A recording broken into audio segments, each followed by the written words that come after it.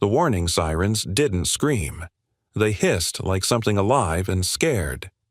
It was nearly midnight at EtherCloud's Tier 4 data facility, and the hot aisle glowed like a machine's fever dream.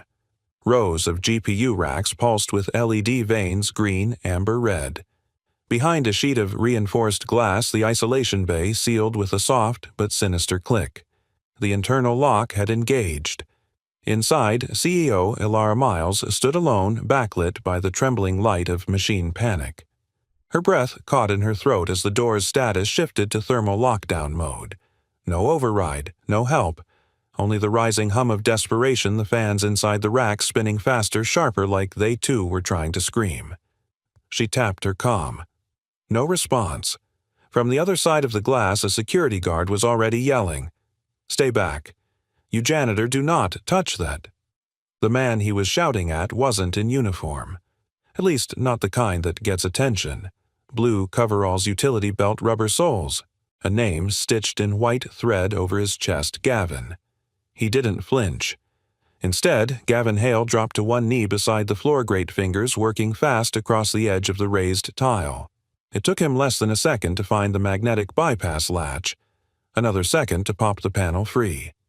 A burst of pressurized heat rolled out from below like the breath of a dragon trapped too long. "You touch that system, and you're liable," the guard barked, stepping forward. Gavin didn't look up. "The machine's panicking," he said calmly. "You can tell by the fans. Hear it." "They shifted pitch. Means your airflow's failing." The guard froze. Ilara heard it too now, the subtle change in tone, the pitch climbing like a violin string drawn too tight. Gavin reached into the crawlspace and adjusted a manual airflow bypass. Then with a flick of the wrist, he disengaged the mechanical lock on the fire-retardant auto chute inside the wall. A soft thunk. The chamber's lock disengaged. The door slid open. Ilara stumbled out into the hallway, heels clicking against polished concrete, the cool air biting her cheeks. For a moment, she just stood there, caught between fury and disbelief. The guard exhaled sharply. He just broke protocol. "I stabilized your airflow," Gavin replied evenly, still crouched by the open floor tile.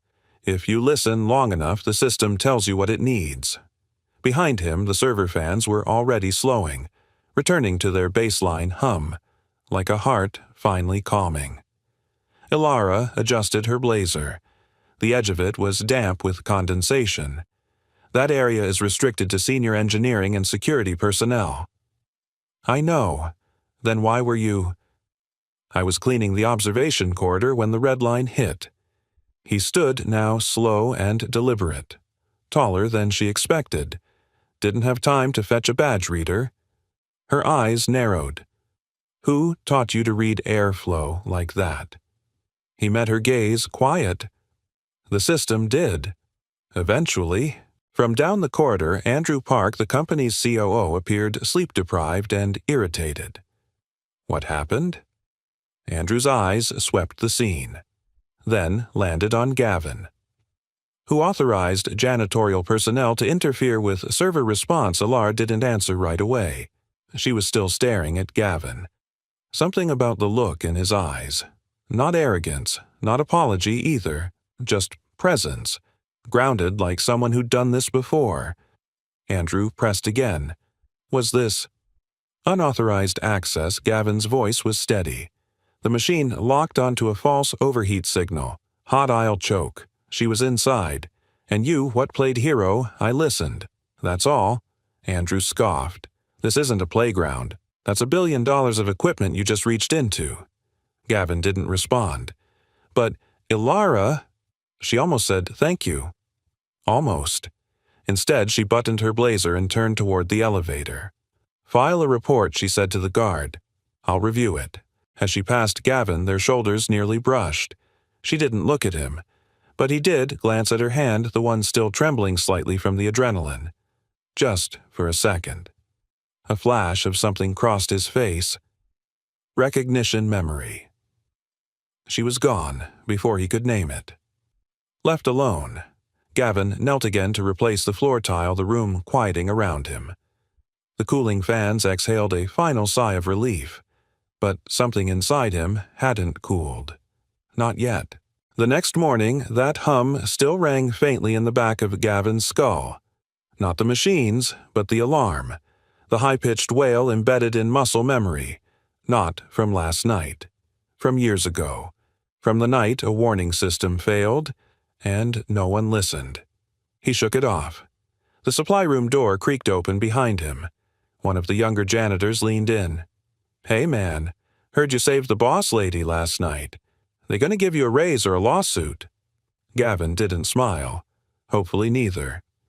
He wiped his hands, folded the rag, and looked at the utility cart. One item had shifted during last night's scramble, a folded piece of paper taped neatly to the handle. A drawing. A hand-drawn sketch of a paper drone with wings too large for its body. Mila's doing. His daughter always left him tiny things. "Little you got this messages."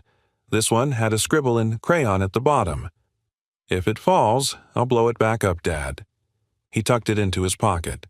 Behind him, the server floor glowed again, cool and ordered, like nothing had ever gone wrong. But something had shifted. Two worlds had touched, if only briefly. Power and humility, steel and breath. A CEO who almost drowned in machine panic, and a janitor who pulled her out by listening to what the machine didn't say, and neither of them would be the same again.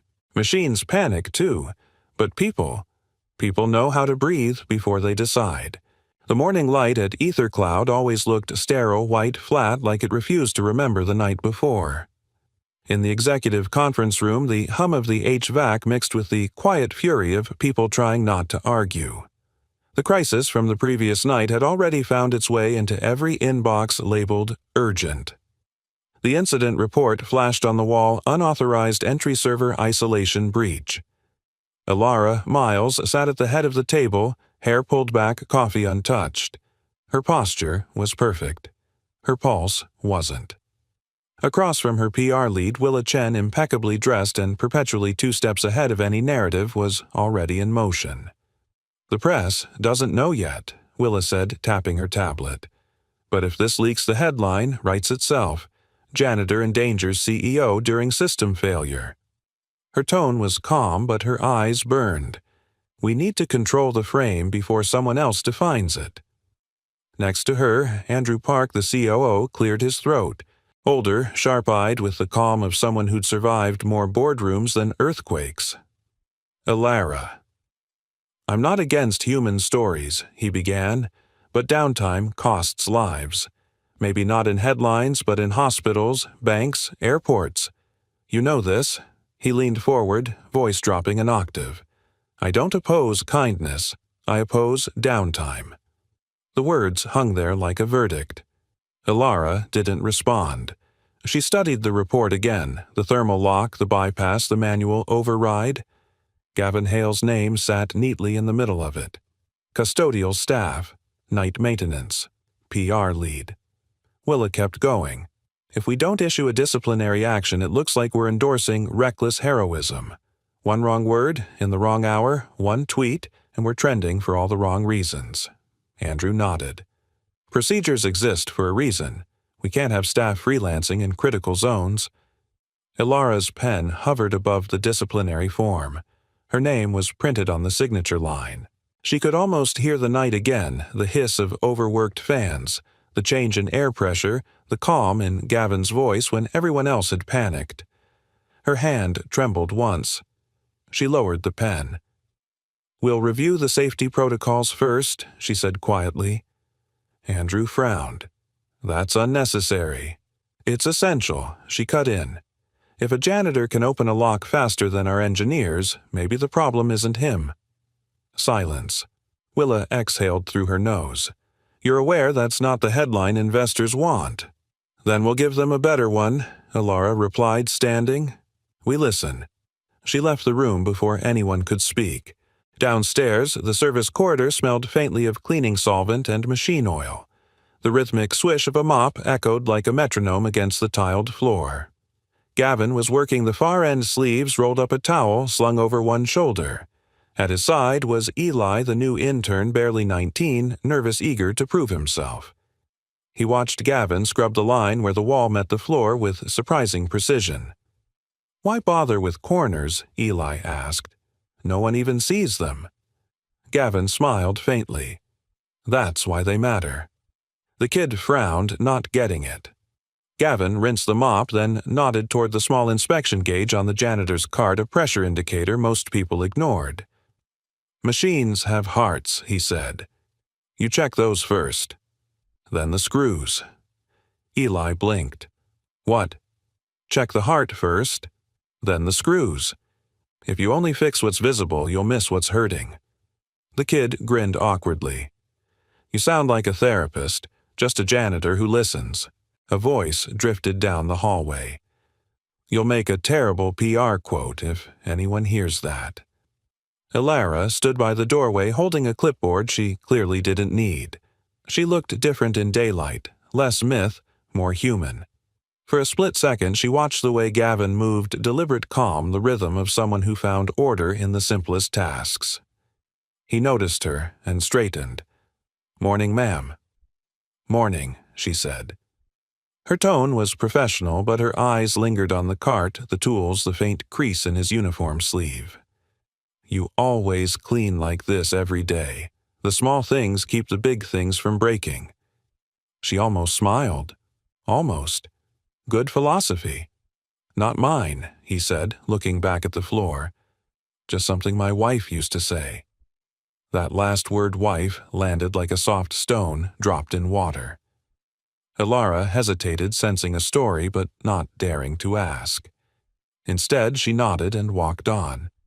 Later in the break room, Gavin sat alone with his lunchbox, opened 2 sandwiches, an apple, and a folded napkin. The handwriting on it was crooked done in bright purple marker. "You got this, Dad." His phone buzzed. A picture message. It was Mila, his 9-year-old daughter, grinning with a paper drone in her hands. She'd drawn tiny faces on the wings. Her text read, "If it falls, I'll blow it back up. Promise." He chuckled, the sound barely audible, then saved the photo to a folder labeled Mila's Sky. The break room door opened. One of the senior techs stepped in, giving him a look that wasn't exactly friendly. "Hey, you're the guy from last night, right? The one who saved the CEO." Gavin didn't look up. "I fixed airflow." "Right." The man smirked. "Just saying most people don't get second chances around here. Try not to make the rest of us look bad." The door slammed behind him. Gavin exhaled slowly, the air leaving him like a tire losing pressure. He wasn't angry, just tired. That evening, after his shift, he waited outside the small public school near the river. The autumn air smelled like wet leaves and chalk dust. Kids poured out in waves, laughing, backpacks swinging. Mila ran to him, arms wide. "Dad." He knelt, catching her midair hug. She smelled of paint and bubblegum. "You remembered the drone," she said proudly, holding it up. He smiled. "I always do. This one's stronger. I fixed the wings with tape this time." He turned it over, studying the patchwork of tape and marker. "Looks like it's been through a lot." "It has." She grinned. "But it still flies." They walked home through the soft hum of streetlights, her small hand in his, the city glowing like circuitry above them. For a moment, it was peaceful. But even peace had edges. When they reached their apartment, the mailbox overflowed with bills. One envelope bore the seal of his former employer, a name he couldn't say without feeling the weight of 1,000 silences. He opened it mechanically. A routine notice. Non-disclosure renewal reminder. He stared at the line. Failure to maintain confidentiality may result in permanent industry blacklisting. His jaw tightened. He had once been an industrial systems technician, the kind of man companies trusted with safety codes with lives. Then came the accident. His wife, a supervisor, had written a memo about a faulty design. They'd buried it, along with her. He'd signed the NDA to secure the settlement, to protect Mila's future. But it had cost him his own. Now he scrubbed lines on floors other people walked on. And somehow it still felt like rebuilding something real. The next morning, Elara found herself in the observation bay again. The glass walls looked out over the endless racks of humming servers. From somewhere below, she heard faint laughter. Gavin teaching the intern again. You start with the heart, not the screws. Ilara froze. That simple line carried more weight than she wanted to admit, because up here in her world of contracts and code she hadn't checked the heart in a very long time. She touched the railing, letting her fingers rest on the cool steel, the vibration of the machines running steady underneath. Maybe he was right. That night, before leaving, she saw it again, a small paper drone caught in the air vent wings fluttering in the recycled breeze. Someone had written on it in purple crayon, "If it falls, I'll blow it back up." She smiled for the first time in days. Sometimes the first thing you fix isn't the machine. It's the way you see it. The cold aisle always hummed like it had a secret. It was early evening, and the observation bay on the second floor of EtherCloud's data center sat in its usual hush. Glass walls framed the massive labyrinth of servers below, lit in soft blues and whites. The air was chilled, controlled like the heart of a machine that didn't trust itself to feel. Ilara stood by the railing, arms folded, watching the endless rows of machines pulse in silence. The hiss of chilled air crawled across the floor vents. And then, a flicker. Something light foreign drifting through the artificial wind like a message from another world. She turned her head.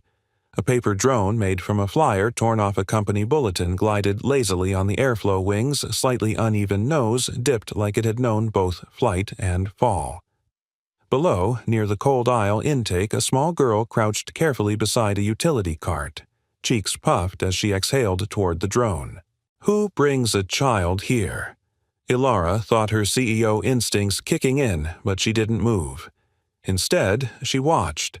The girl giggled softly, tracking the little craft's hover as it caught another draft and floated upward again. A man stepped into view, catching it midair with practiced hands. Gavin. He ruffled his daughter's hair, then bent to fold the wing slightly, correcting its drift. They didn't see Ilara yet. She remained still, separated by glass and silence. She wasn't sure what made her speak. Do robots dream when they sleep? Her voice came out quieter than intended, but Gavin heard it. So did the girl. They both looked up. Gavin blinked in surprise. Mila just stared, her head tilted in curiosity. Ilara gave a small shrug, almost self-mocking. Sorry. Strange question. Gavin stood straighter, brushing his hands on his work pants. Not strange, he said. Just rare. He gently nudged Mila forward. Say hello. Mila gave a shy wave. Hi, I'm Mila. This is Dusty. She held up the paper drone like it was a pet. Ilara allowed a faint smile. Dusty, 'cause it keeps falling on the floor, Mila said proudly. But I made it fly again. Gavin gently steered her back. Sorry she's this close to the aisle. We were just testing wind paths. Won't happen again. Ilara surprised herself. It's okay. The air feels warm here. Gavin tilted his head. This is the cold aisle.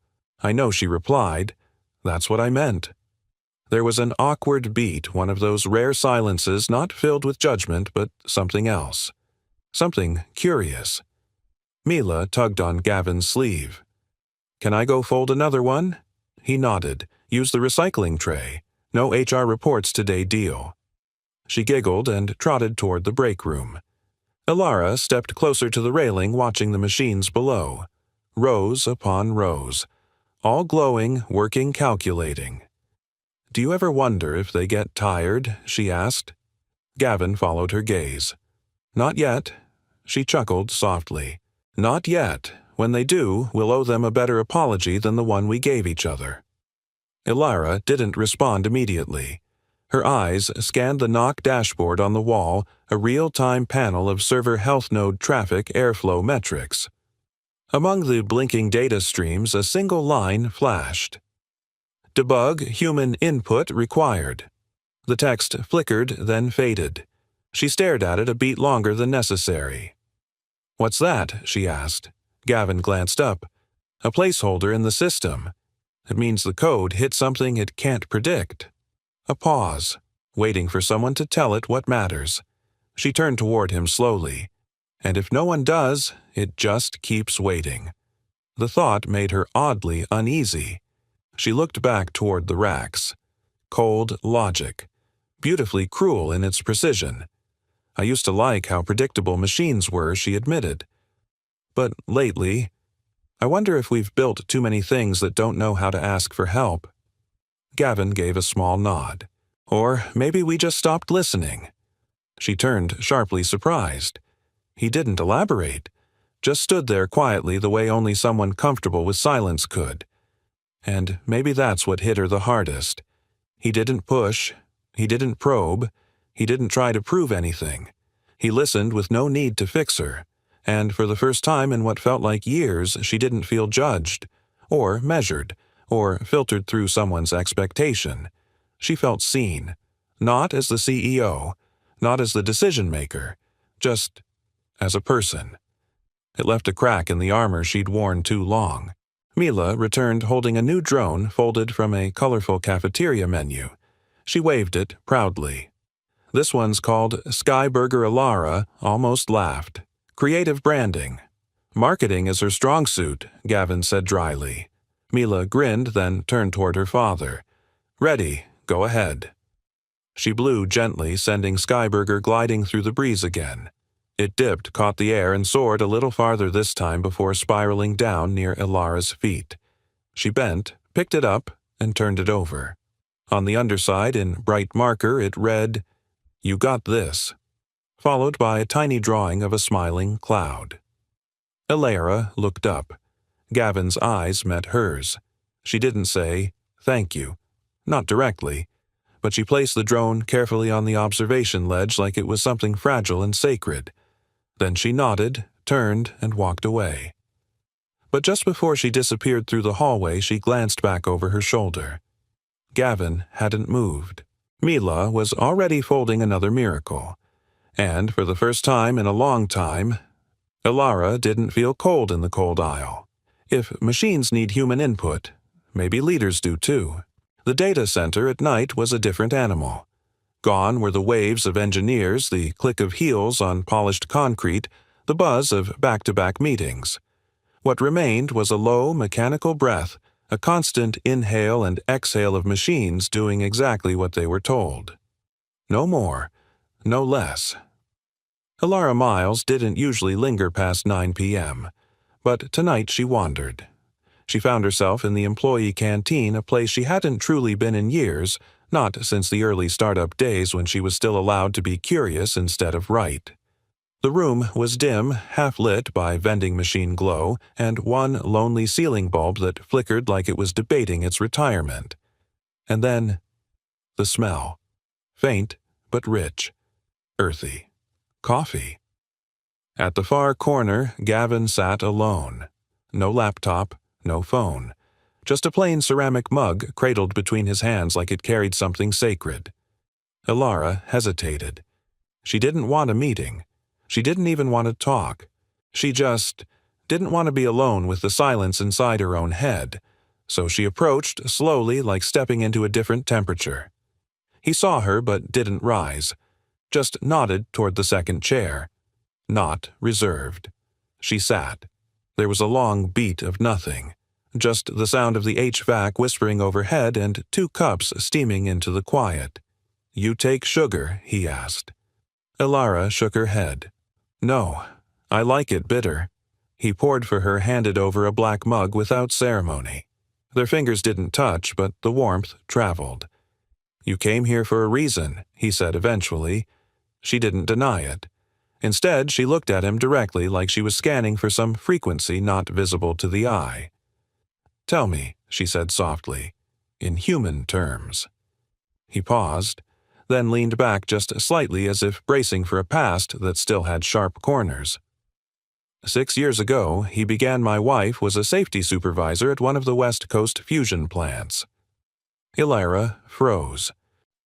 Fusion. That was no small line of work.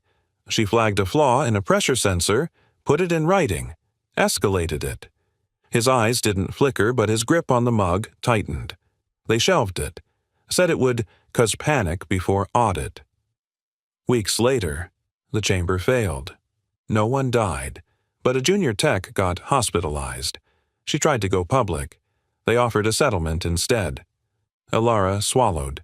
Her throat felt dry. She took it. She didn't want to, Gavin said, but she also didn't want Mila growing up in lawsuits. He paused. So I signed the NDA. Now her fingers tightened around her cup. They told me I'd be phased out quietly. And they kept their word. No job offers, no callbacks. My license expired. I stopped trying.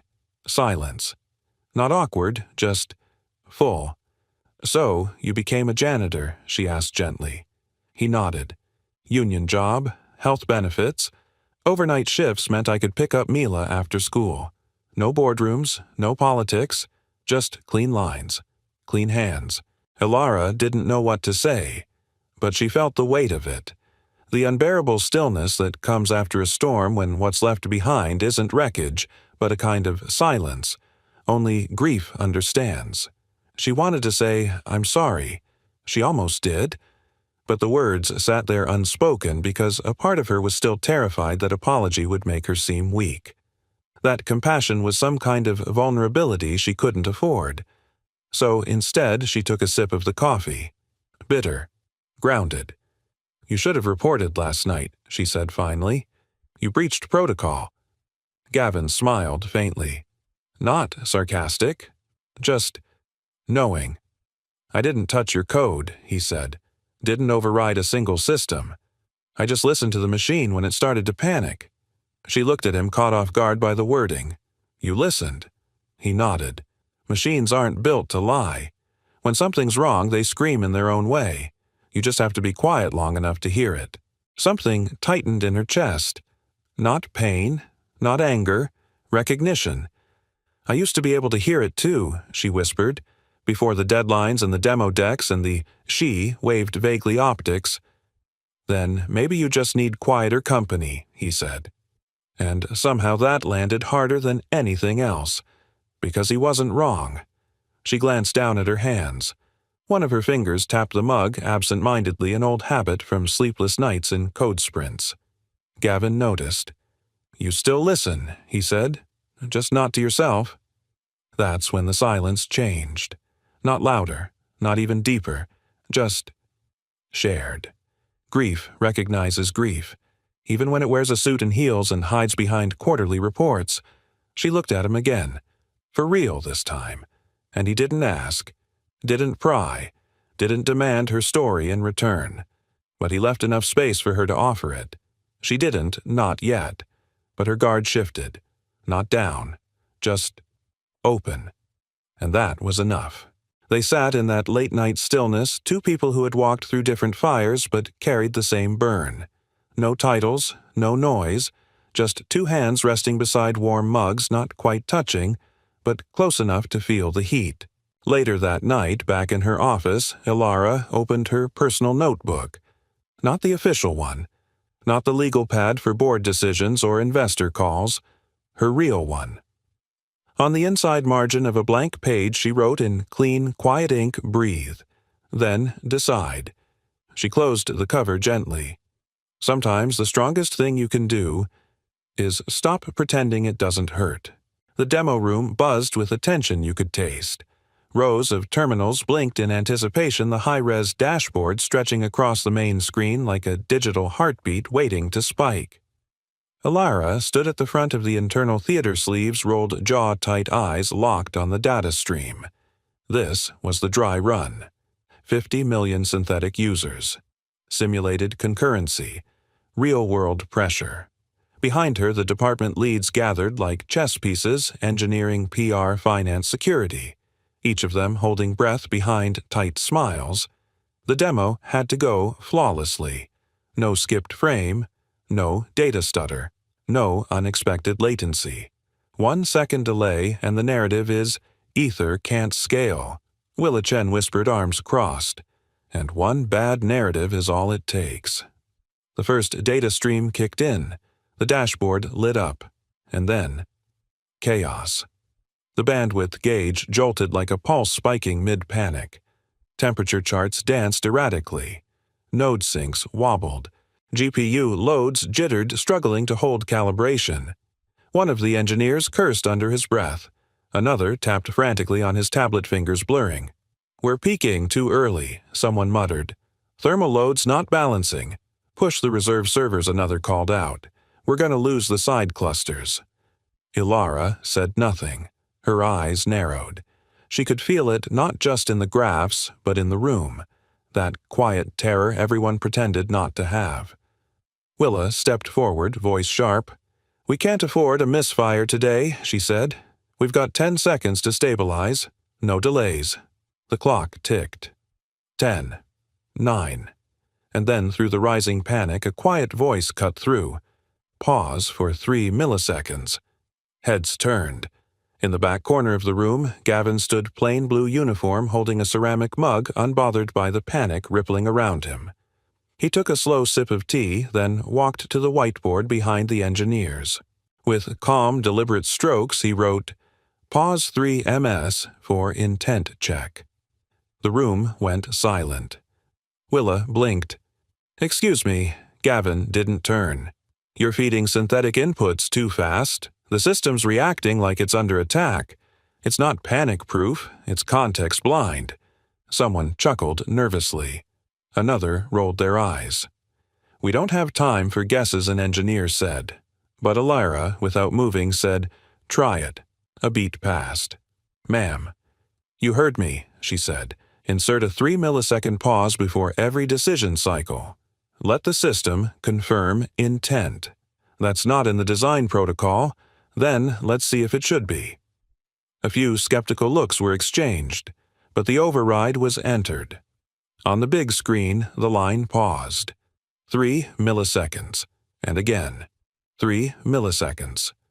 The graphs steadied, slowly at first, then all at once. Bandwidth flattened. GPU thermals fell into sync. Node handoffs aligned like dancers finally finding rhythm. The machine breathed. It was subtle, but unmistakable. Like someone had laid a hand on the heart of the system and told it, "You don't have to panic. You're allowed to check first." The room exhaled as one. Willa didn't speak. Ilara turned toward Gavin, her face unreadable. "Where'd you learn?" "That same place the machine did," he said quietly. "Trial. Error. Listening." There was no smugness, no performance, just calm. For a second, everyone stood still, processing what they'd just witnessed. How something as absurdly small as 3 milliseconds could change the entire rhythm of a machine and a meeting. Ilara stepped forward. For the record, she said aloud, facing the group, the suggestion was made at the right moment. And it worked. Her voice carried weight. Official recognition. Acknowledgement. But her eyes were on Gavin. And for just a flicker of a second, nothing more, their breathing matched. Like two systems sinking across an invisible bridge. She turned back to the group. "Let's document the new protocol. Call it a latency-aware intent pause. 3 milliseconds. Non-negotiable." Willa still looked tense but said nothing. Gavin nodded once, then stepped back toward the wall content to disappear again. But Ilara's voice caught him mid-turn.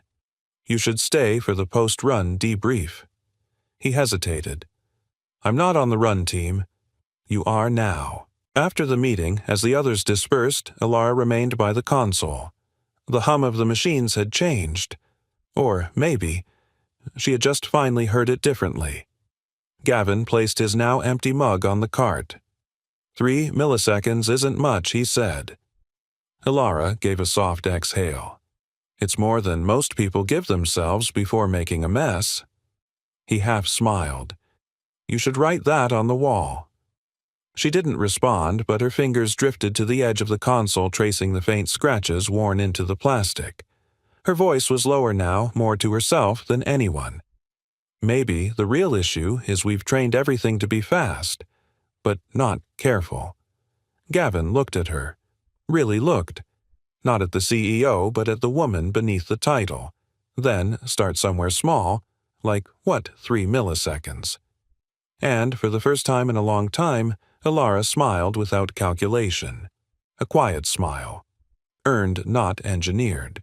Turns out between a mistake and a decision, all it takes is 3 milliseconds to breathe. The board meeting started sharp at 9:00 a.m., but the tension had clocked in long before. The room smelled of cold, coffee-polished ambition and old money pretending to be agile. Screens lit up with contract timelines and investor forecasts. Everyone was dressed for war, tailored suits, thin smiles, sharpened opinions. At the head of the table, Elara sat tall, posture precise, but her fingers rested lightly on a yellow post-it by her tablet. It said in her handwriting, "Breathe, then decide." The screen flicked to a new slide. Client deadline, Q3, end, safety, certs lagging, contractual risk high. Andrew Park cleared his throat. We have 7 days to hit that milestone or the entire regional licensing package stalls. That's 36% of our projected revenue. Willa Chen PR lead leaned forward, voice cool but clipped. If we miss the window, the optics are brutal. Ether falters on compliance is not the story we want before Series F. Another voice chimed in from legal. We can propose a temporary relaxation of inspection thresholds with internal logging. We'll still be compliant, just agile. The term hung in the air like it had passed for wisdom. Then silence. Everyone waited for Elara to nod. She didn't. Instead, she slowly looked across the table, then said evenly, "What if we didn't?" A pause. Andrew blinked. Didn't what? Didn't lower the bar? What if we met it fully at cost to speed? A scoff came from someone at the far end. At cost to what investor confidence? Willa shook her head. Elara, I know where your heart is, but this isn't just about safety. It's about survival. Elara's voice was quiet but steady. Then, let's survive for the right reasons. Before anyone could interrupt, another voice cut through. From the side of the room where no one had expected him to speak. Gavin. He wasn't even supposed to be in the meeting. But after his contribution to the demo, Elara had quietly added his name to the invite list. He stood now, not grandstanding, just steady. The question isn't whether we can deliver on time, he said, it's what we're delivering. He looked directly at the table of executives. Do we want to bring the contract to the boardroom or the people home from the night shift? The room went still. Even Andrew didn't speak. Gavin continued voice level. One of our junior engineers had a mini collapse last week. Caught it in the thermal log spike at 3:04 a.m. No break, no pause. She didn't report it. You know why. Because she thought the contract mattered more than her breath. He turned to Elara. We need to breathe first, then build. The room was quiet again, but this time it wasn't silence out of resistance. It was consideration. Elara looked around the table and spoke with clarity. I'll take the media heat. I'll take the investor pushback. I'll speak to the client myself. But we are not cutting inspection corners. We will meet every checkpoint. If it costs us the deal, then we walk with our integrity intact. Willa exhaled slowly. Andrew didn't nod, but his jaw unclenched. The decision was made, and it was hers. That night, the data center exhaled with a quieter hum, like it too had been waiting to feel heard. Elara wandered the lower levels past cold aisles and storage rooms. Her heels barely made a sound on the polished concrete. Then she stopped. Just outside the break room, she spotted Gavin kneeling beside a younger engineer, Rhea, no older than 25, clutching a thermos with shaking hands. Gavin wasn't lecturing. He wasn't fixing. He was just being there. He opened a tin from his cart. Inside were several small tea packets, each labeled with a different scent: chamomile, citrus, rooibos. He let her choose. Then he guided her gently, calmly. Smell the tea. First, he said. Don't drink. Just breathe it in. Rhea obeyed, breath stuttering as she closed her eyes. Name 3 things you smell, Gavin said. Orange, cinnamon, vanilla. Good. Now one thing you hear. The fans. Exactly. You're here. Not in the graphs, not in the panic. Here. Alara stood frozen watching. The ritual wasn't dramatic. It was deliberate, grounding, sacred in its own quiet way. When Gavin stood, Rhea gave him a nod of real gratitude, then walked off, steadier. He turned, seeing Alara now. "You don't talk down to them," she said quietly. "They're already doing that to themselves," he replied. "My job is to give them the space to stop." She stepped closer. "That thing with the T. It's not just mindfulness, is it?" "No," he said. "It's how I got out of my head after the accident. After losing everything. I needed a ritual, something real, something warm." She didn't ask what he lost. She already knew. And tonight she finally understood. His calm wasn't a quirk. It wasn't passivity. It was survival, refined. They stood in the open-access hallway, dim lights above casting quiet halos. Through the glass, the servers blinked like stars in their own artificial galaxy. Gavin looked up then to her. "You ever just step outside the data noise and realize how much of this feels like space?" Alara chuckled softly. "I used to call it the digital sky." He raised a brow. "Nice. Trademark it." She leaned against the railing. "You ever wonder what the machine sees when it looks back?" Gavin's voice was softer now.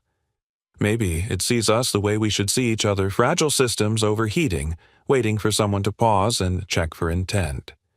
The words sat heavy in her chest. She turned to him. "Tomorrow, I need you close," she said. "Not behind the mop bucket, not in the corner. With me, at the table." Gavin's eyebrows lifted just slightly. "You sure?" "We're not just fixing machines anymore," she said. "We're rewiring the way we lead." He didn't answer right away, but he didn't say no. Their eyes held a moment longer. Not romantic, not professional, just human. Two people who'd finally lowered their shields just enough to hear the quiet truths underneath. When pride steps aside, the heart hears what it's been missing all along. It started with a whisper, then a ripple, then a fire. A 6-year-old video surfaced on a niche tech ethics blog buried beneath clickbait and banner ads. Grainy footage, poor lighting. But the voice was clear, passionate, steady. A woman seated at a plain desk looked into the lens and said, "If we bury warning signs to protect our timeline, we're not delaying risk, we're manufacturing it." The title below the video read, "Suppressed Memo from Former Fusion Safety Lead Ether's Dirty Past." Within hours, it spread. Within a day, it exploded. Someone had dug into the metadata, confirmed she'd once worked for a fusion contractor linked via legacy acquisition chains to a system that now fell under EtherCloud's infrastructure. And then someone else found the name. Gavin Hale.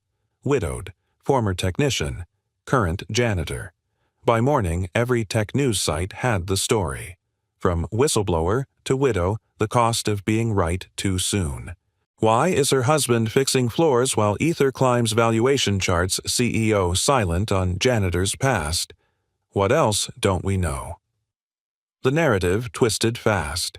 From a human story to a corporate scandal. In the war room, the air was thick.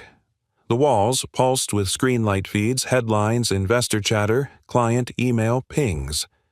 The executive team sat around the polished walnut table, eyes drawn to the unfolding firestorm. "The video's real," Willa Chen said, flatly, phone still buzzing in her hand. "And the name match is airtight. They were married." Andrew Park stood pacing slowly. "So let's state the obvious. This didn't happen under our leadership. Different company, different standards." CFO Elena Kim chimed in quiet but firm. "And yet public perception doesn't care about timelines. They care about narrative. And we're losing it." Andrew's voice dropped an octave. Measured. Forceful. "We run infrastructure for hospitals, banks, air traffic control. If we let a single emotional thread dictate operational integrity, we risk mass panic."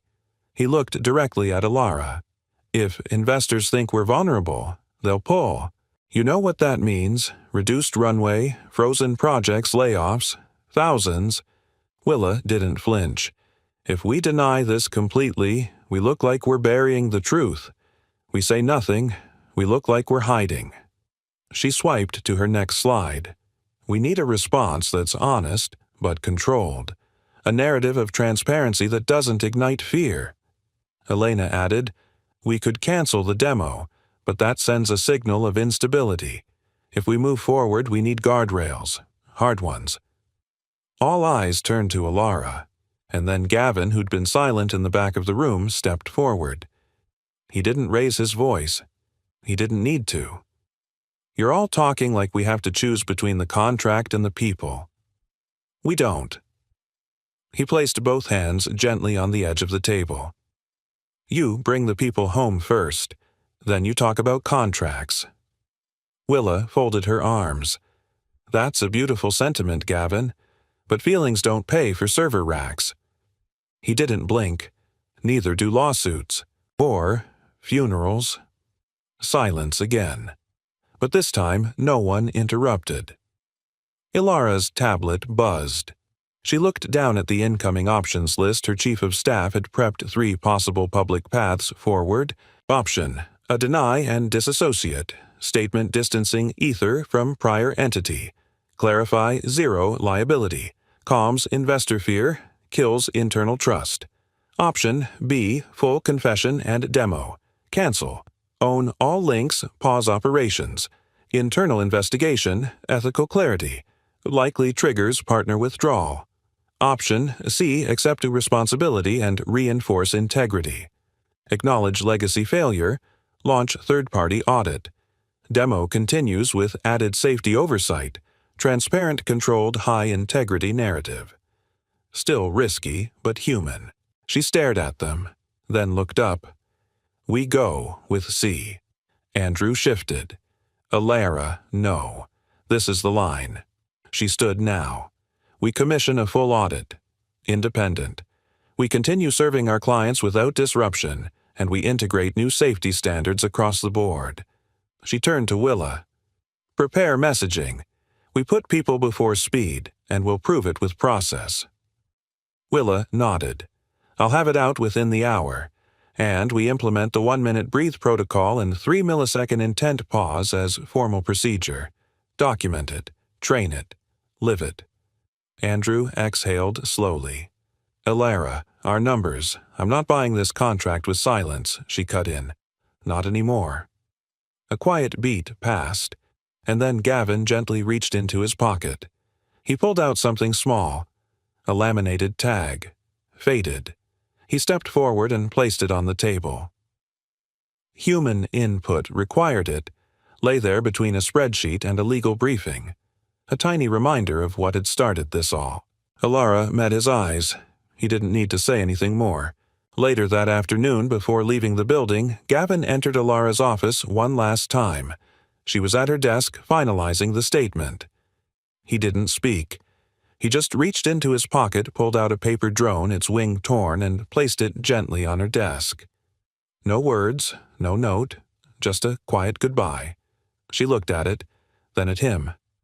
You're leaving. He nodded. Not quitting. Just stepping back while the noise dies down. I don't want to become the face of a storm. Her voice softened. You're not a storm. No, but people need someone to blame. And right now, I'm too visible. She didn't argue, didn't try to stop him, because deep down, she understood. Promise me one thing, she said. He raised a brow. Don't fix that wing. She nodded at the drone. Not yet. Gavin smiled faintly. You want it to stay broken? No, she said quietly. I want to remember that it was. He looked at her for a long moment, then turned to leave. As the door clicked shut, Alara looked down at the wing, bent imperfect, but somehow honest. Just like the path they'd chosen. The cost of doing the right thing is real, but the cost of silence is so much higher. The news cycle spun on. Then, slowly, it spun out. In the weeks after the leak, Ether Cloud held its breath. The internet raged for 3 days straight, then found newer stories to devour.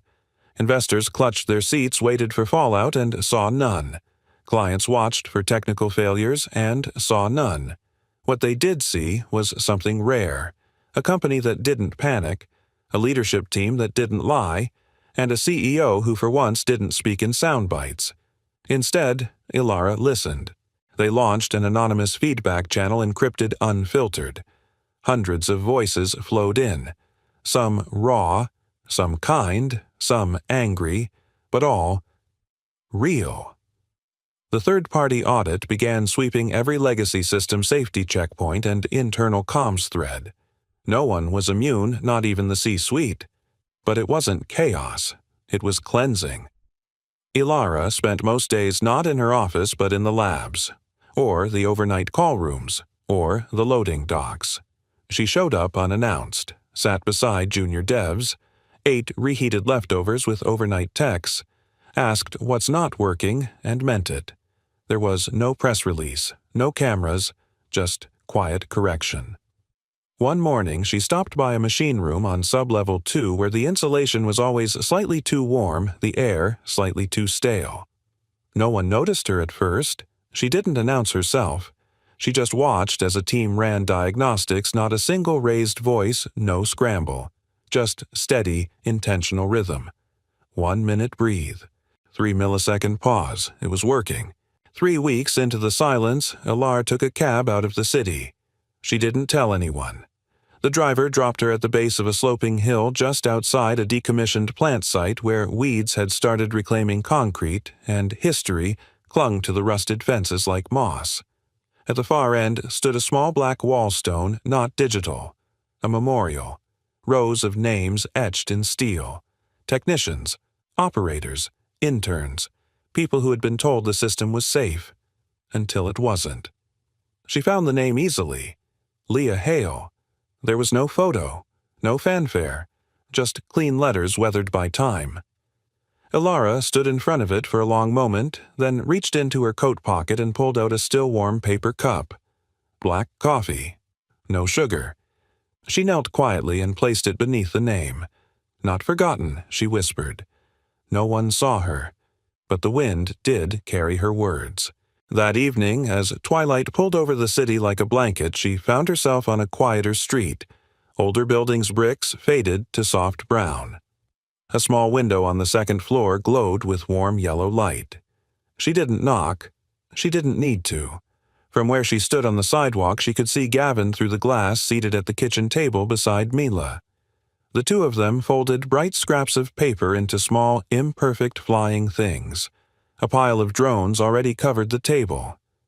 Mila's head tilted back with laughter as one nosedived off the table. Gavin simply smiled and handed her another sheet. It wasn't dramatic. It wasn't scripted. It was the kind of peace most people chase their whole lives, but only found in small, steady rituals. She didn't stay long. But as she turned to leave, she smiled to herself softly, protectively, like she was safeguarding something sacred. Back at the lab, Ilara returned to her console. She opened the KVM panel, the same one that had overheated weeks ago, and pulled a yellow post-it from her coat pocket. In thick black ink, it read, "Human input required." She pressed it carefully to the corner of the screen. It wasn't a warning anymore. It was a principle. Across the corridor, Andrew Park stood in the newly renovated training suite. Glass walls surrounded the team, once an engineering bullpen, now converted into a breathing ground. A young ops manager guided a group through the 1-minute breathe protocol, 15 seconds of silence before any major system decision, 3 milliseconds before confirming command. Andrew watched through the glass. He didn't interrupt, didn't correct. Instead, he noticed something he'd never really looked for before. No one looked panicked. No one looked afraid of making the wrong call. They were still, yes, but not frozen. And for the first time, the stillness didn't feel like stagnation. It felt like stability. He murmured to himself, "Maybe I've been mistaking silence for stability." He caught his own words and let them land. Later that night, Ilara stood on the rooftop alone as the city flickered below. The hum of traffic buzzed like distant data. She thought about the contract they might still lose, the headlines that might come again, the investors who still whispered. And yet they hadn't lost the people. They hadn't lost the truth. And maybe, just maybe, they hadn't lost the chance to lead differently. She closed her eyes and said softly into the wind, "Gavin, if you ever come back, I promise I'll listen." Silence is also a language when we use it to honor someone's pain. The ballroom at Ether HQ had never looked more polished or more precarious.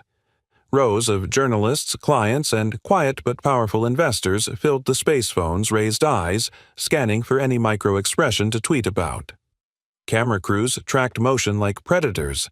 Every light, every lens, every breath was trained on the center stage. This was it, the live demo that would either restore faith or detonate it. At the podium, Willa Chen stood tall, clad in navy silk and conviction. She tapped her mic once. Silence followed. 3 weeks ago she began We made a choice. Not to panic, not to pivot wildly, but to listen. Her voice was steady, familiar, but softened now like the velvet over steel. We put people before speed. And today we'll show you exactly what that looks like. Click. She stepped back. The lights dimmed slightly as Alara Miles walked out. No teleprompter, no script, no PR armor. Just her. Hair tied back, a simple gray blazer, hands unclenched. She paused before the crowd scanning their faces. For once, she wasn't reading them for risk. She was seeing them. And they were seeing her. "I used to think leadership meant velocity," she said, voice low but clear. That faster was always better. That silence meant stability. That if the system wasn't screaming, we were winning. A faint shifting in the room. But silence can also be fear, and speed can be the enemy of safety. She didn't flinch. I missed things. I trusted too few. I didn't listen early enough. A breath, not rehearsed. That ends today. She turned to the massive wall of screens behind her. We've rebuilt the cluster to not just scale but respond.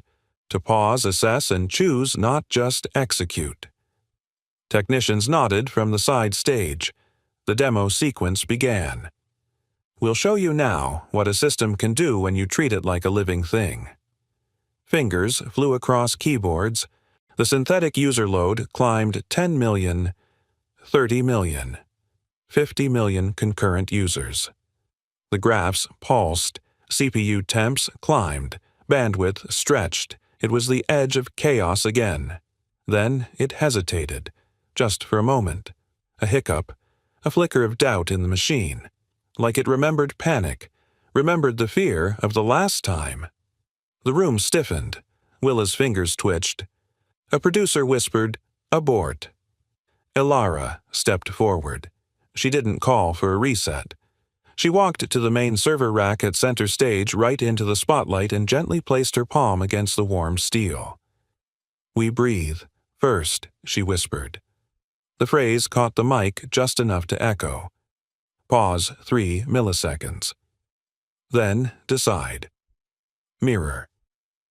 The exact line Gavin had written weeks ago on a whiteboard no one had asked for. Now said aloud under lights with the weight of a company behind it. The graphs paused, spiked, then settled. Thermals dropped, load leveled. The system found its rhythm. The room exhaled like one organism finally letting go. And then applause. Not wild, not polite.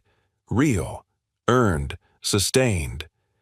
Behind Alara, the screen filled with green light success sync stability. But she didn't smile yet, because something else happened. The camera, panning across the audience, caught a figure in the back row, half in shadow. Gavin Hale.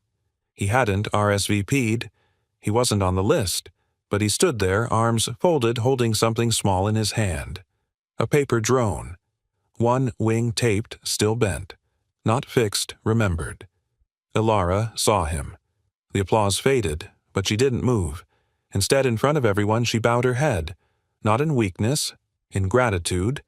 Then just once she looked back at Gavin. Their eyes met.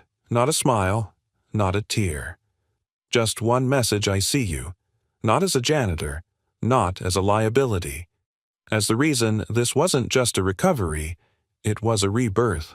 The press that night didn't praise the tech specs. They didn't lead with uptime or throughput. They talked about something else. She didn't just fix the system. She rewired herself on live feed.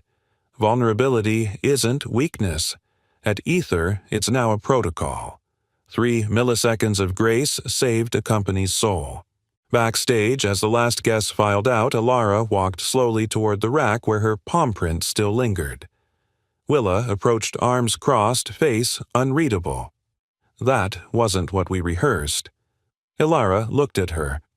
No, it was better. Willa nodded, once eyes softer now. The team's already quoting you, by the way. HR wants it on mugs. Alara laughed a real laugh. Tell them to quote Gavin instead. She turned, and Willa followed her gaze to the back of the room. But Gavin was gone. Only the drone remained carefully placed on a seat, its wing fluttering slightly in the air-conditioned breeze. She didn't just fix the machine. She fixed herself right where the world could see. The loading dock was quiet. Late afternoon sun slanted across the concrete, spilling long amber shadows behind crates and stacked pallets. This was the least glamorous corner of Ether HQ, where deliveries were signed, repairs logged, and no one bothered with small talk. It was exactly where Gavin liked to be. He stepped out from the service elevator, a small box tucked under his arm. His old work boots echoed softly on the metal grating. The sound, steady and grounded, was his way of announcing himself without needing to speak. She was already there. Alara. Leaning casually against a pallet marked non-critical hardware, hair pulled back, blazer off. She held a metal case in her hands. Old, scuffed, its hinges had that familiar squeak of something once locked away and finally remembered. They didn't rush to greet each other. They just stood for a moment in the pause. Then Gavin held up the object in his hand, the paper drone. Same folded frame, same patched wing. But now with a new wing cut from recycled cardboard. Thicker, stronger, but still recognizably hers. Thought it deserved a second flight, he said. Alara smiled, eyes soft. Not fixed, just reinforced. He nodded, like most of us. She opened the metal case slowly. Inside, resting on worn velvet foam, was a tray of mismatched screws, bolts, washers, and heat-safe pins. From the floor of the fusion plant, she said quietly, salvaged after the accident. I had them stored. Never really knew why. Gavin ran a thumb along one of the screws. Industrial grade. Too heavy for modern designs. You kept them, to remember, she said, but more importantly, so I wouldn't repeat. They sat side by side on a crate, the box between them, the drone in Gavin's lap. He handed her the screwdriver wordlessly, and together they worked. It wasn't elegant, this strange combination of paper and steel. The screw didn't quite fit the wing's new hinge. The balance was off. But, slowly, steadily, it began to resemble flight again. Gavin adjusted the angle of the new wing. Might spin left a little. We all do, Alara replied. He looked at her. She wasn't joking. Not entirely. The final screw slipped into place. They set it down gently. The drone wobbled for a second on its makeshift landing gear. Then, with a light breath from Gavin's hand, it lifted, wobbled, spun, then steadied, suspended just long enough to feel like hope. Alara caught it midair, laughing under her breath. First time I've caught something without calculating the trajectory. That's how you know it matters, Gavin said. When it's not precise, but still worth catching. She held the drone between them. Then, softer, I was terrified. Gavin tilted his head. Of what they'd see, she admitted. Of being exposed, vulnerable. I thought if I showed doubt I'd lose control. He didn't flinch, didn't fill the silence. But standing in front of them during the demo, she continued, I wasn't scared of failure. I was scared of being seen failing. She looked down at the drone, then back at him. I'm still scared. He met her gaze, voice low, warm. Weakness isn't when you admit you need someone. It's when you pretend you don't. The words landed gently, like a coat placed on shivering shoulders. There was a moment, barely a beat, when her hand brushed his on the drone's wing. Not a grab, not a move, just contact. Enough to say I trust you, without needing to spell it out. Their fingers lingered for a second too long. Neither of them pulled away. Above them, the city began to flicker to life, windows lighting up like 1,000 tiny circuits. Ether's rooftop edge glowed faintly in the distance, mirrored by the glow inside Ilara's eyes. She leaned back against the crate, exhaling slowly. You going to stay this time? She asked. Gavin didn't answer immediately. Instead, he reached down, folded the drone's wings again, tight and secure, then placed it in her hands. I think. It depends on whether we're still flying it together. She turned the drone over in her palms. One wing was still imperfect, slightly crooked, but stronger than before, like something that had earned its shape. We are, she said. The quiet between them wasn't awkward now. It was alignment, like systems syncing, like breath matching breath. And somewhere inside that silence a promise formed. Not loud, not labeled, but held. Just outside the loading dock, the security light clicked on, casting soft gold over the sidewalk. The light stretched their shadows long, side by side, two silhouettes standing closer than before. Not touching, not speaking, but ready. When hands open, broken wings finally find a place to mend. 1 year later, the data center didn't just hum, it breathed. Not with machines, but with people. With rhythm, with intent. Beneath the tall glass windows of the Ether Cloud Annex, a new banner unfurled in the soft morning light. The Human Circuit Initiative, powered by precision. Anchored in compassion. Today was the launch. Rows of folding chairs lined the front plaza, filled with faces old and new engineers, parents, students, maintenance crew, board members, and families in worn denim and shiny shoes alike.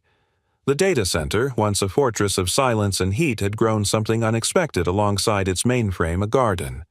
Raised beds of herbs and low-slung benches bordered the plaza, making space for pause. For people. At the center stage stood Ilara. But before she spoke, it was Mila who stepped forward. 9 years old, in sneakers too clean and a dress too colorful for Techland, she held a paper drone in one hand and a clipboard in the other. Hi, I'm Mila, she said, mic slightly too tall, voice unwavering. The crowd chuckled gently. I used to fold these with my dad in a tiny kitchen, she said, holding up the drone. Now I teach other kids how to make them. Behind her, a small table buzzed with activity. 10 children learning to fold, refold, and test gliders in the early breeze. Every drone needs wings, Mila continued, but also something people forget: landing gear. So when dreams fly, they can land safe. That's what this place is. Applause broke out. She smiled, bowed dramatically, and bounced back toward the folding table. The first initiative of the day, mentorship.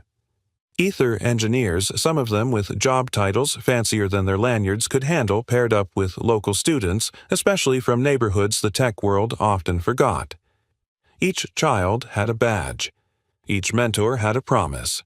There was no code yet, no metrics, just questions, just curiosity. At one table, a young boy asked how fiber optics knew where to send light. The engineer paused, then lit up like the server racks he once feared. Another table sketched a dream app on a napkin. You draw your mood, and it plays music to help. A software lead grinned, already writing the API in her head. Across the plaza, under a tree barely older than the program itself, Andrew Park stood with a group of parents and high schoolers. He looked down at a laminated circuit map Mila had handed him earlier that morning, complete with color-coded paths for safety zones, emergency exits, and meditation corners. One father asked, "Do you really think it's safer now?" Andrew didn't rush the answer. The best safety, he finally said, is the kind you don't notice. The kind built so well. No one thinks to thank it. But they all lean on it. He held up the map. That's what we're building now. He looked at Mila from afar, helping a little girl refold a torn drone. And they're the ones who'll inherit it. Willa Chen stood beside a group of investors and nonprofit leaders near the main entrance, guiding them through an exhibit wall transparent panels displaying photos, timelines, and recovered items. She pointed to a worn-out Post-it note preserved in acrylic. It read, "Human input required." This was from the shift that changed everything she said. A journalist raised an eyebrow. Was it? Gavin's? Willa smiled. Does it matter whose hand wrote it if everyone's now living by it? She turned and gestured to the large display behind her. Ether Annual Impact Year 1, 412 mentorship matches, 3,200 safety drills completed, 86 scholarships awarded, 0 compliance breaches, 1 cultural reboot. The best stories, Willa said, aren't the ones you spin. They're the ones you prove. With process, with people, with repetition. One guest whispered to another, she should write speeches. Willa overheard. I do. Toward the end of the program, a hush fell over the crowd as Alara returned to center stage. She stood with no notes, just presence. Behind her, a wall of names etched into brushed steel stood as a quiet monument. These were the workers lost in accidents from previous companies' previous eras. Names that had once been hidden behind contracts and legalese. Today, they were named, out loud. Ilara read each one, no titles, no justifications. Just acknowledgement. When she reached the last name, her voice softened. Leah Hale. A beat passed. She looked up. We can't rewrite the past, but we can decide what gets built on top of it. She glanced toward Gavin, standing just off stage, sleeves rolled, a screwdriver still in his back pocket. He didn't move. He didn't need to. Ether isn't perfect, Ilara said, but we are now built to pause, to listen, to check for intent before we act.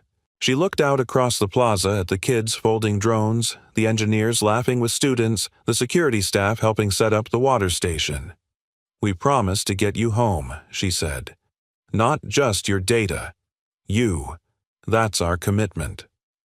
Applause didn't come instantly. It came like a wave, slow, swelling, sustained. At the edge of the stage, Gavin quietly bent down to adjust one of the folding tables wobbling on uneven pavement. He didn't announce it, didn't linger, just made sure it stood even. The best legacy isn't a new logo. It's a generation who knows how to breathe before they decide. The rooftop was quiet, high above the hum of servers, the pulse of fiber optics, and the press of everything that made the world run fast. Tonight, it all slowed down. A soft wind threaded through the railing, tugging gently at the edge of Ilara's blazer. In her hands were 2 paper cups, no branding, no sleeves, just warmth and steam rising into the night air. She found Gavin already standing near the edge, his silhouette outlined by the LED wash from the data center below. The rooftop was lit just enough to feel safe, but dim enough to let the stars peek through. She walked over and handed him a cup. No sugar, she said, like the first time. Gavin raised an eyebrow, accepting the cup. Still bitter. A little, she said, then smiled, but less than before. He took a sip, nodded. They stood in silence for a moment, the kind that didn't need to be filled. Below them, the plaza was mostly dark now, just a few garden lights flickering, someone forgotten a string of fairy bulbs still glowing near the workshop tents. And above them, stars. Real ones. For once, the night sky hadn't been drowned by city noise. The glow from Ether's data cluster softened upward instead of screaming into the void, making room for the cosmos to whisper back. You fixed it, Ilara said, tilting her head toward the corner of the rooftop. There, resting on a crate, was the old paper drone, now repaired wing's smooth flight mechanism tweaked with a tiny hinge Gavin had cut from a plastic binder. He picked it up carefully, held it flat on his palm, then released. The drone took off not high but steady. It looped once, gliding through the rooftop air currents. Its LED chip embedded beneath the paper blinked softly. White and gold. Digital starlight echoing the real ones above. "Do you ever miss the sky?" Ilara asked suddenly. Her voice was soft, sincere. Gavin turned to her. "Not when it's sitting beside me. The words weren't said to charm. They just landed." Ilara didn't look away. "I used to be terrified of silence. I thought it meant nothing was happening, that if I wasn't moving, I was failing." "You weren't alone," he said. "We've built a whole world that confuses motion with meaning." And now he glanced at the drone circling back toward them, its wing wobbling ever so slightly. "Now, I think stillness is where you hear what matters." She stepped closer to the railing, hand brushing the edge, then resting flat on the cool metal. He did the same, and together they stood shoulder to shoulder overlooking the grid of lights below and the stars above. No declarations, no swelling music, just presence. "I still get afraid," she admitted. "Of what? Of breaking again? Of letting someone see it?" Gavin didn't speak right away. "Then, gently, we all break. But when we let someone close enough to help rebuild, that's not weakness. That's trust." Her eyes flickered. She nodded. Then, without ceremony, without tension, their fingers found each other's on the railing. Not grasping, just touching. It wasn't romance wrapped in fireworks. It was something deeper, a shared alignment, a quiet understanding. "Breathe," she whispered. Then decide he finished. They watched the drone circle once more, then dip low. As it floated back toward the edge of the rooftop, a small slip of paper unfurled from its underbelly, a thin strip that caught the breeze just enough to flutter like a ribbon. "Human input required." It danced through the air before drifting gently to the ground between them. Ilara bent to pick it up, smoothing it between her fingers. "Maybe we don't need to have everything figured out," she said. "Maybe we just need to be willing to ask." "And to listen," Gavin added. The drone settled near their feet, still intact. For the first time in years, neither of them felt like they were waiting for the other shoe to drop. Because maybe, just maybe, this wasn't a test. It was a second flight. Far below, the building pulsed with quiet systems and steady hands. In offices and gardens, in call rooms and after-hours labs, people moved with intention. Pausing when needed. Breathing before deciding. Folding wings when the wind changed. Because someone had taught them how. On the rooftop, Ilara leaned her head gently against Gavin's shoulder. They stayed like that for a long moment. Not holding on too tightly. Just together. The stars blinked overhead, and the city like them kept moving. But now, with more grace, with space between beats. The wings were never broken, they just needed to learn how to fly under a different sky. And that was the janitor who rewired the CEO's heart. A story about healing courage and learning to pause just long enough to remember what truly matters. Sometimes the people we overlook are the ones who help us find our way back to kindness, back to humanity, back to ourselves. Because in the end, it's not about titles or speed or power.